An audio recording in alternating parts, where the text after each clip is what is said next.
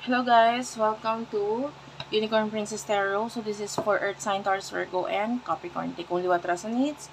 Hindi ito personal reading. Kung gusto mo magpa-personal reading, kay Jing Tarot Trader na lang. Siya pwedeng magbigay ng personal reading sa'yo. Again, this is for Earth sign, Taurus, Virgo, and Capricorn. Okay? And ang gagawin nating reading for today is magko-concentrate tayo sa person na kakonect mo. Ano yung iniisip niya, emotions niya para sa'yo, and ano yung gusto niyang mangyari, and ano yung gusto niyang sabihin sa'yo. Spirit guides, angel guides for the sign of Earth sign, please, Taurus, Virgo, and Capricorn.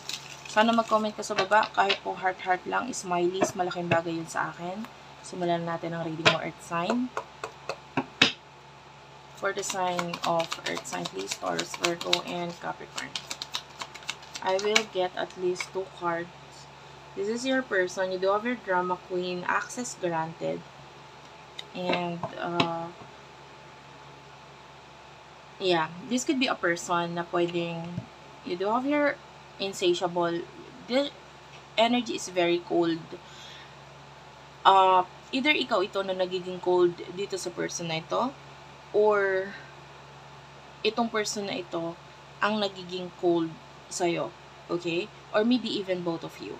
And nakikita natin dito that dahil dito sa coldness na ipinapakita ng isa or pareho kayo sa connection na ito, there's this energy na parang you want more. You want to know more about this person dahil hindi siya nagiging open eh. And pwedeng ikaw din or ikaw itong hindi nagiging open sa kanya. So siya ito na parang namimisteryosohan siya sa'yo. So parang gusto niyang malaman, kamusta ka na ba or what? Ano na ba nangyayari ganyan? Especially if in the past, there's this energy of thirsty, causing chaos, and access granted. So, if there is this energy of being open in the past, so, lalo na kung in the past, nagiging open ka sa kanya or vice versa. Okay? Especially sa mga kung ano man yung mga problema ninyo sa buhay ninyo. Like, this person is the one na nahihingahan mo ng sama ng loob or nahihingahan mo ng mga problema mo or isipin mo sa buhay or vice versa. Okay? Pwede kasing dahil sa biglang pagiging cold na ito, pwedeng itong person na ito is nagtatanong na siya sa sarili niya, ano na kaya nangyari? Bakit ganun? Bakit ganyan? Diba? So, let me know naman or get the cards dito sa person na ito kung ano nasa isip niya sa'yo. Ano yung mga nasa isip niya sa'yo? Person na kakonect ni Earth sign, Taurus, Virgo, and Capricorn. Person nasa isip niya, nasa isip ng person na ito. Hindi ka nakaka-relate, huwag mong pilitin. This is not your reading. You do have your love, interlude, and crush. Okay. So, this person is currently nag-iisip siya that you are happy, that you are masaya or in love with the person that you are dealing with right now. Okay? Whether you are in a relationship, or maybe iniisip niya, ay baka masaya na siya sa iba, ay baka may in love na siya sa iba. Ito, sa part na ito, medyo you're dealing with a person who is very overthinker. Okay? Ngayon, dahil feeling niya or maybe alam niya talaga, because maybe yung iba alam nila dahil nakikita nila sa'yo, sa post mo, sa social media mo, that you are in love, that you are okay, you are fine, you're doing good. So, ito yung nagdudulot para sa person na ito na malungkot. You do have your crush. So, itong person na ito, feeling niya hindi mo siya kailangan ngayon. Because you are already happy, hindi ka nag-open up sa kanya. And pag may mga bagay na hindi ka nag-open up sa kanya, feeling niya nasa okay na kalagayan ka. Pag hindi ka nakikipag-communicate sa kanya, feeling niya okay ka ngayon, hindi mo siya kailangan. Because maybe nasanay siya na kaya ka lang makikipag-communicate if you're not okay, if you're not feeling good, if you're in a problematic situation. Ngayon, this person pwedeng nagkakaroon ng pause or pahinga sa connection na ito, na nagiging dahilan para dito sa person na ito na parang malungkot. Okay? Pwedeng, isa pa ito sa pwedeng nagiging dahilan kung bakit nagiging cold siya. Na parang, bakit naman ako makikipag-connect sa'yo? Wala naman akong silbi, dahil hindi mo naman kumbaga, feeling niya, wala siyang silbi ngayon, dahil wala kang mga problema eh. Kumbaga, alam niya na rin sa sarili niya na siya yung crying shoulder mo, or siya yung mahingan mo na sama na loob. So, maybe, you are okay. Okay? And ito yung nagiging dahilan para sa person na ito na malungkot. Kasi feeling niya, hindi mo siya kailangan. And, ano yung emotions ng person ito towards you? Ano yung emotion niya patungkol sa spirit guides, angel guides for the sign of earth sign, Taurus, Virgo, Capricorn.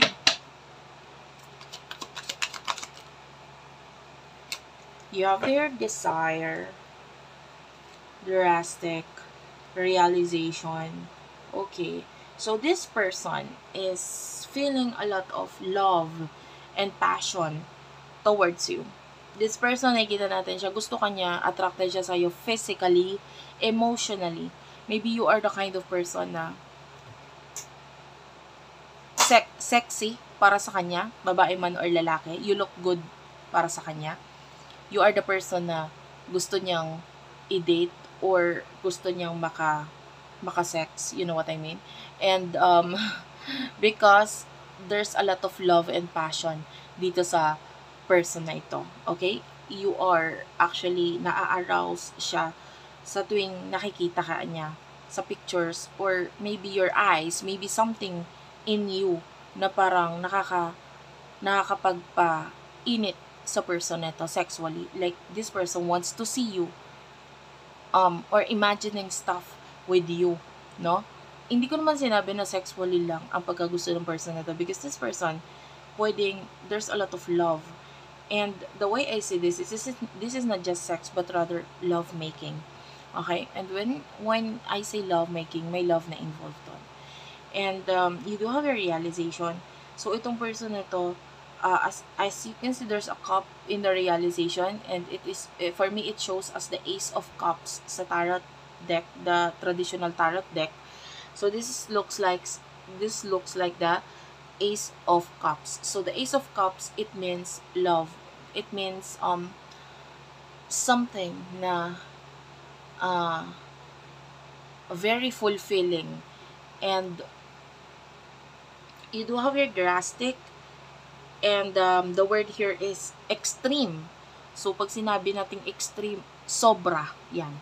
So, pwedeng sobra ang emotions ng person na ito sa'yo. There's sobrang desire or pagkagusto. There's sobrang, I do feel this as also obsession in a way.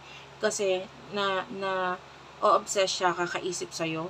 And you might not know about this kasi nga, hindi siya communicative, and pwedeng may separation sa inyong dalawa. So, nandun yung sobrang pag-iisip, sobrang emosyon na pagmamahal, at sobrang paghahangad, at sobrang lost na rin, or pagkagusto na ikaw ay makasama in a lovemaking. And you do have your interview. So, this person wants to talk to you. Gusto kanyang makausap. And what will happen in the future for the both of... No, actually, iba nga pala yung aking kukunin na, which is, ano yung gusto niyang mangyari. Nasanay ako doon sa mga usual reading ko kasi sorry about that, pero iba yung gagawin nating reading ngayon. So, ano yung gusto niyang mangyari for earth sign? Anong gusto niya mangyari, whether sa connection ninyo, etc.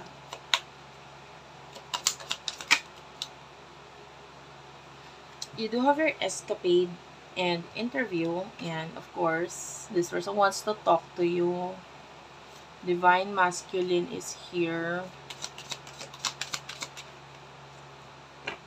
You do have here the anxiety, negotiator, and at the bottom of the deck, there's this karmic and meeting. Okay, if you are currently dealing with a person, no, I feel like gusto niya ring malaman kung kamusta na ba ang mga kakonect mo, kung sino man itong kakonect mo. Okay? Kung wala, gusto niyang malaman kung meron. This person wants to know kung ano man ang sitwasyon mo ngayon, especially wala kayong connection, okay? Or medyo cold ang connection nyo ngayon. This person really wants to talk, okay? With the anxiety and negotiator, part of your person wants to know if you are okay. If you are okay. Kasi nga sabi ko nga sa'yo, pwedeng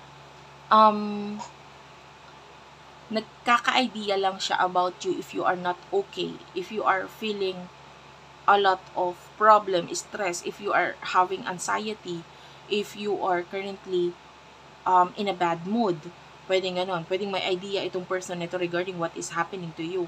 So, pwedeng part of your person gusto niyang magka-problem ka para may lusot para makapag-usap kayo. You know what I mean? And, anong gusto niya sabihin?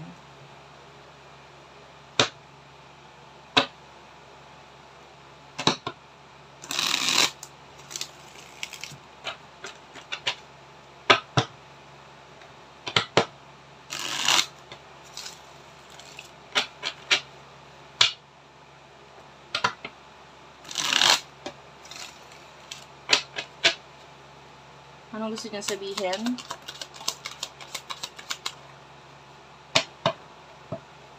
You do have your, I feel the same way.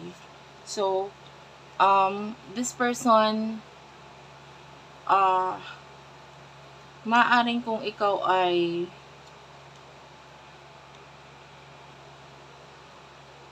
nasasaktan, or may sinabi ka about something regarding sa ikaw ay nasasaktan, this person is feeling the same way, nasasaktan din siya. Some of you, if you have already told this person about your emotions in the past, sinabi mo mahal mo siya, mahal ka rin niya. This person feels the same way. Okay? And kung may sinabi ka na about your person, kung ikaw ay may kakonek and then binanggit mo sa kanya na nagagalit ako dito sa person ko, ganto ganyan, this person also feels the same way. Nagagalit din siya sa person na yon. Kasi bakit niya nagagawa sa'yo yan? Which is, nakikita ka niya as someone na dapat pinoprotektahan, minamahal. You do have your gossip only hurts more.